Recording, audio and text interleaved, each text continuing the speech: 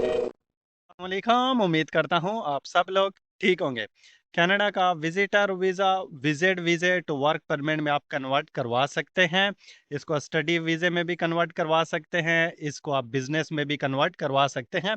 अगर आपकी रिक्वायरमेंट पूरी है तो ये आपका वीज़ा कन्वर्ट हो जाएगा। 2025-28 फ़ेब तक गवर्नमेंट ने इसको एक्सटेंड किया हुआ है। अगर इसके बाद भी गवर्नमेंट ने मज़ीद भी एक्सटेंड किया तो वो भी मैं आपको अपडेट कर दूँगा। अगर नहीं भी एक्सटेंड किया तो वो भी मैं आपको अपडेट कर दूँगा। अभी ये आप लोगों के पास चांस है, अगर आप इनसाइड कनाडा हैं तो आप अपना विज़िटर विज़िट वर्क परमिट में कन्वर्ट करवा सकते हैं। कॉस्ट कितनी आएगी, इस टाइम कनाडा में क्या सिचुएशन है, अभी मैं आपको अपडेट करूँगा। स्पेसिफिक एम्प्लॉयर के साथ आप काम कर सकते हैं। किसी भी एक एम्प्लॉयर के साथ आप काम कर सकते हैं, उससे ज़्यादा आप किसी के साथ भी काम नहीं कर सकते हैं, अगर आपका वीज़ा कन्वर्ट हो जाता है तो। इसमें आपको जो है ना कनाडा से बाहर भी जाने की ज़रूरत नहीं है, बॉर्डर पे भी जाने की ज़रूरत नहीं है। इनसाइड कनाडा ही आपका जो है ना वो वर्क परमिट में चेंज हो जाता है। बस ऑनलाइन आपको एक फॉर्म फिल करना होता है और आपका विजिटर विजिट वर्क परमिट में कन्वर्ट हो जाता है। हाँ, ये याद रखें, ऐसा ना समझे कि बस आप वो फॉर्म फिल करेंगे और आपका हो जाएगा। आपने अगर किसी कंसल्टेंट से बात की हुई है, किसी एम्प्लॉयर से बात की हुई है, तो वो जब आपको अप्रूवल दे देते हैं, आपको कह देते हैं कि हम आपको हायर करते हैं, तो वो बाद में फिर आपने फॉर्म फिल करना है। पहले वो आपका फॉर्म फिल नहीं हो सकता है। अगर आप किसी कंसल्टेंट को आपने हायर किया होगा, तो वो ये सारा प्रोसेस ही आपको खुद कर देगा। इस टाइम जो है ना कनाडा में जॉब की सिचुएशन है, आपका वर्क परमिट कन्वर्ट होना थोड़ा-सा हार्ड है, थोड़ा क्या बहुत ही हार्ड है, जनरल लेबर में कन्वर्ट होना। फॉर एग्ज़ाम्पल अगर आप गैस स्टेशन पे जॉब कोई ढूँढ रहे हैं, आप वेयरहाउस में जॉब ढूँढ रहे हैं, कोई हाउस में आप कहीं जॉब ढूँढ रहे हैं, कोई कैशियर की जॉब ढूँढ रहे हैं, X, Y, Z general labour में बहुत सारी जॉब्स आ जाती हैं। इनमें कन्वर्ट होना आपका लिए काफ़ी ज़्यादा हार्ड है, बहुत ही स्ट्रगल आपको करनी पड़ती है, तो शायद तब आपका जाके कन्वर्ट हो जाए। इसमें भी पैसों की काफ़ी ज़्यादा डिमांड है, वो भी मैं आपको बताता हूँ। अगर आपके पास कोई स्पेशल स्किल है, तो तब आपका यहाँ पे जो है ना वो visitor visa to work permit में आसानी से कन्वर्ट हो जाएगा। ऐसा स्किल आपके पास होना चाहिए जो एम्प्लॉयर आपको हायर करे और उसको उस स्किल वाले बंदे की ज़रूरत हो, तो तब आपके चांस होते हैं वो कन्वर्ट होने के लिए। विदाउट स्किल अगर आप यहाँ पे आएँ और आप कहें कि मैं इसको तो जनरल लेबर में कन्वर्ट करूँ, तो वो बहुत ही मुश्किल है। क्योंकि यहाँ पे आपको visitor visa to work permit में कन्वर्ट करवाने के लिए बहुत ही ज़्यादा यहाँ पे एम्प्लॉयर हो गए, कंसल्टेंट्स हो गए, वो आपसे बहुत ज़्यादा पैसों की डिमांड करते हैं। $15,000, $20,000, 25, 30, $40,000 तक भी वो आपसे डिमांड करते हैं। वो डिपेंड करता है कि आपको कौन-सी पोज़ीशन दे रहे हैं, कौन-सी जॉब्स वग़ैरह, कौन-सी जॉब वो आपको दे रहे हैं, और ये भी डिपेंड करता है कि वो जॉब जो आपको एम्प्लॉयर आपको जॉब दे रहा है, तो वो अपनी पीआर की फ़ाइल भी आप उस पे लगा सकते हैं या नहीं लगा सकते हैं। काफ़ी कुछ देखना पड़ता है तब भी आप कन्वर्ट करवाएँ। ऐसा कोई आपको कह दे कि हम आपको $15,000 में जो है ना कन्वर्ट कर देते हैं, गैस स्टेशन पे जॉब दे देते हैं। तो बाद में वो आपको जॉब भी मिल जाए और आप अपनी फैमिली को भी ना बुला सको, आपका पीआर भी ना हो, तो तब आपके इतने पैसों का भी कोई फ़ायदा नहीं है। वो आपके साथ एग्रीमेंट करते हैं, उस एग्रीमेंट में ये भी लिखा होता है अगर हमारे बिज़नेस को लॉस हो जाता है, प्रॉफ़िट में नहीं आता है, तो ये हम आपका ये जो हम आपसे एग्रीमेंट कर रहे हैं, आपका कन्वर्ट कर दिया है, तो ये भी हम ख़त्म कर सकते हैं। तो वो टर्म एंड कंडीशन भी आपको पढ़नी होती हैं। बस ये आप खुश ना हो कि हमारा कन्वर्ट हो गया है, सारी टर्म एंड कंडीशन पढ़ के अगर आपको कोई ऑफ़र भी करता है, तो तब आप वो एक्सेप्ट करें। अब बहुत सारे लोग यहाँ पे ये कर रहे हैं आजकल जो मैं देख रहा हूँ, विज़िटर वीज़े पे आके यहाँ पे वो अपनी असाइलम डाल देते हैं, रेफ्यूजीज़ का केस डाल देते हैं। अब उनमें भी बहुत सारा यहाँ पे टाइम लग रहा है। अफ़गानिस्तान के लोग असाइलम पे यहाँ पे आ रहे हैं, लीगल आ रहे हैं क्योंकि वो कनाडा ने ऑलरेडी अनाउंस किया हुआ है। वो अफ़गानिस्तान वालों को ले रहे हैं, यूक्रेन वालों को ले रहे हैं। वो लोग भी यहाँ पे बहुत सारे आ रहे हैं अपना असाइलम। अब आप लोग भी यहाँ पे अप्लाई करते हैं तो वो थोड़ा बहुत टाइम लग जाता है आपकी अप्रूवल आने में, फिर जाके आपको वो वर्क परमिट मिलता है। लेकिन जब आपका कोई स्ट्रॉन्ग रीज़न हो तो तब भी आपको मिलता है। जब आपका स्ट्रॉन्ग रीज़न नहीं होगा तो वो आपको डिपोर्ट भी यहाँ से कर सकते हैं। अगर आपको कनाडा का विज़िटर वीज़ा मिला हुआ है और आप कनाडा आने की सोच रहे हैं, तो आपने प्लान बना के ही कनाडा आना है। आपने ये भी देखना है कि आप अपना रेंट भी यहाँ पे देना है। रेंट भी थोड़ा बहुत यहाँ पे अप हुआ है। बाकी ग्रोसरीज़ वग़ैरह हैं, उसकी भी प्राइसें थोड़ी बहुत अप हुई, इतनी ज़्यादा भी हाई नहीं हुई हैं, लेकिन थोड़ी बहुत हुई हैं।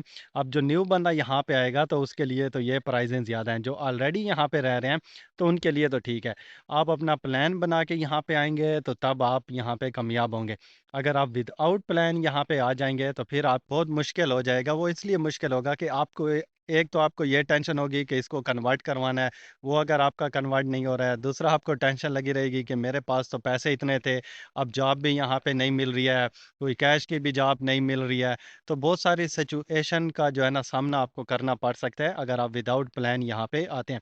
जब आपका प्लान बना होता है तो फिर इंसान उसमें कामयाब होता है। जनरल लेबर की जो जॉब मैंने आपको बताया उसमें आपको इस टाइम इस वजह से कनाडा में आपको मुश्किल आ सकती है। जैसे मैंने आपको जनरल लेबर की जॉब का बताया कि आपको यहाँ पे मुश्किल आ सकती है, उनमें कन्वर्ट नहीं हो सकता है क्योंकि स्टूडेंट भी यहाँ पे बहुत सारे आए हुए हैं और वो भी अपनी जॉब वगैरह सर्च कर रहे हैं। बाकी यहाँ पे कनेडियन हैं, पीआर वाले हैं, परमानेंट रेजिडेंट्स हैं, वर्क परमिट वाले भी हैं, तो उनको भी जॉब चाहिए।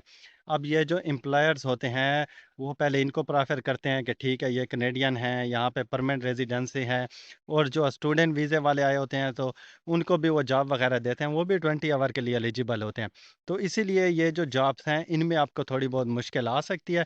जब आपके पास कोई स्किल होगा तो फिर आपको स्ट्रगल करनी पड़ेगी, लेकिन आपका वर्क परमिट में वो चेंज हो जाएगा। एक और इम्पोर्टेंट बात वो भी आपके साथ मैं शेयर कर दूँ, अगर ऐसे आपकी किसी के साथ डील भी हो जाती है, एम्प्लॉयर के साथ, कंसल्टेंट के साथ, लॉयर के साथ, कि आप हमें फॉर एग्जांपल 20,000 या 30,000 डॉलर में डील हो गई है, तो हम आपको जो है ना वर्क परमिट दे देंगे। आप आधे पैसे अभी हमें दे दें, बाकी हम आपकी सैलरी में से काटते रहेंगे, या पूरे पैसे अभी आप हमें दे दें या बाद में आप दे दें, बाद में आप हमें दे दें। ऐसे आपने किसी के साथ भी नहीं करना है। जब तक आप 100% श्योर ना हो जाएँ, तब तक आपने ऐसे किसी के साथ भी कोई एग्रीमेंट नहीं करना, कोई भी किसी को पैसे नहीं देने, क्योंकि ये तो है भी लीगल काम।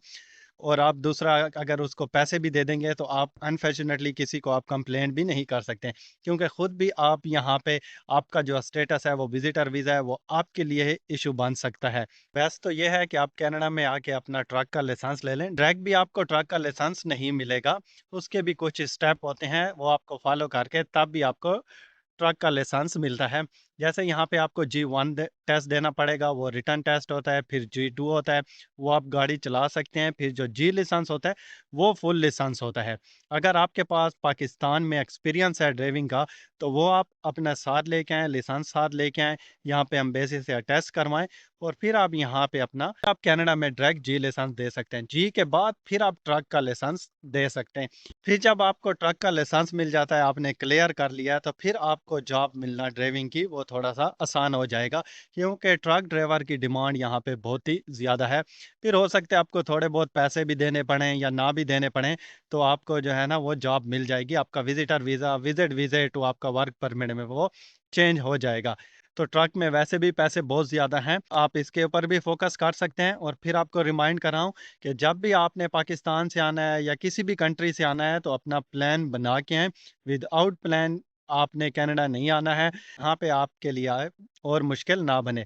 अब वीज़ा तो बंदे को मिल जाता है, बहुत खुश हो जाता है कि वीज़ा मिल गया। कनाडा का वीज़ा मिलना भी वो भी बहुत बड़ी बात है।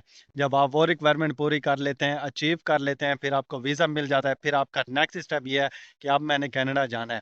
तो सबसे पहले तो आपको ये भी पता होना चाहिए कि टिकट इस टाइम बहुत एक्सपेंसिव है।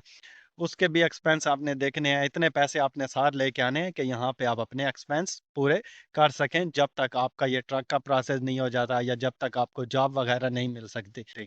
अब जो कैश की जॉब है, वो भी इनलीगल है, आप यहाँ पे वैसे कानूनी तौर पे कर तो नहीं सकते हैं, लेकिन कुछ लोग ऐसे हैं जो कर रहे हैं। वो भी आपके पास स्किल है तो कर सकते हैं, बाकी कंस्ट्रक्शन में आपको कैश की जॉब कहीं न कहीं आपको मिल जाती है। इतनी ज़्यादा भी कैश की जॉब नहीं होती है, लेकिन थोड़ी बहुत कहीं न कहीं आपकी अगर जान-पहचान है तो वो मिल जाती है। उम्मीद करता हूँ आज की वीडियो आप लोगों के लिए हेल्पफुल हुई होगी। मिलेंगे एक और नई वीडियो के साथ, तब तक के लिए टेक केयर एंड अल्लाह हाफ़िज़।